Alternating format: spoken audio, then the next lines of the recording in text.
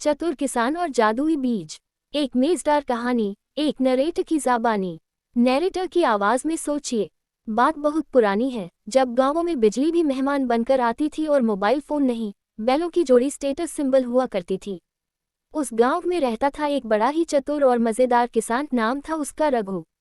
अब रघु कोई आम किसान नहीं था। वो खेती में जितना तेज था, चालाकियों में उतना ही माहिर। एक दिन रघु अपने खेत में हल चला रहा था कि तभी उसे जमीन में कुछ चमकता हुआ दिखा। उसने खुदाई की और निकला एक छोटा सा कपड़े में लिपटा पुड़िया।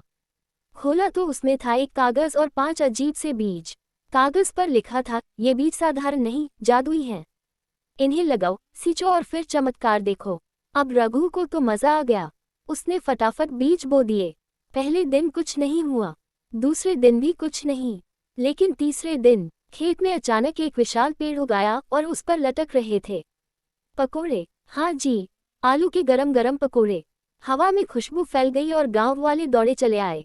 अब रघु ने उसी पेड़ से एक पकौड़ा खाया और झक्कास, उसकी आंखों में एकदम से भविष्य दिखने लगा। उसने देखा कि अगले हफ्ते बारिश आएगी, फिर सूखा पड़ेगा और फिर सरपंच चुनाव होंगे। रघु ने उसी दिन अपने खेतों में नालियां बना लीं, पानी जमा किया और चुनाव में खड़ा हो गया। और क्या, जीत गया। अब तो रघु पूरे गांव का हीरो बन गया। लेकिन ठहरिए, कहानी यही खत्म नहीं होती। गांव का एक लालची व्यापारी बनवारीलाल रघु की जादू देख जल भून गया। रात को वो चुपके से आया और पकोड़े वाले पेड़ से एक पकौड़ा तोड़कर खा गया। पर गलती से उसने कच्चा पकौड़ा खा लिया। अगले दिन बनवारीलाल की आवाज गाय जैसी हो गई। मम्मा बोलता फिर रहा था। अब रघु ने सोचा कि जादू का इस्तेमाल सिर्फ अच्छे कामों में होगा। उसने पेड़ को गांव की चौपाल में लगवा दिया और नियम बना दिया, हर शुक्रवार को एक पकौड़ा, और जो भी खाएगा उसे गांव की भलाई का काम करना होगा। और क्या, गांव में स्कूल खुला, अस्पताल बना और रघु बन गया गांव का सबसे समझदार किसान। तो बच्चों, याद रखो, बीज चाहे जादुई हो या साधारण, अगर मेहनत और नियत अच्छी हो तो खेत भी सोना उगलेगा और जिंदगी भी।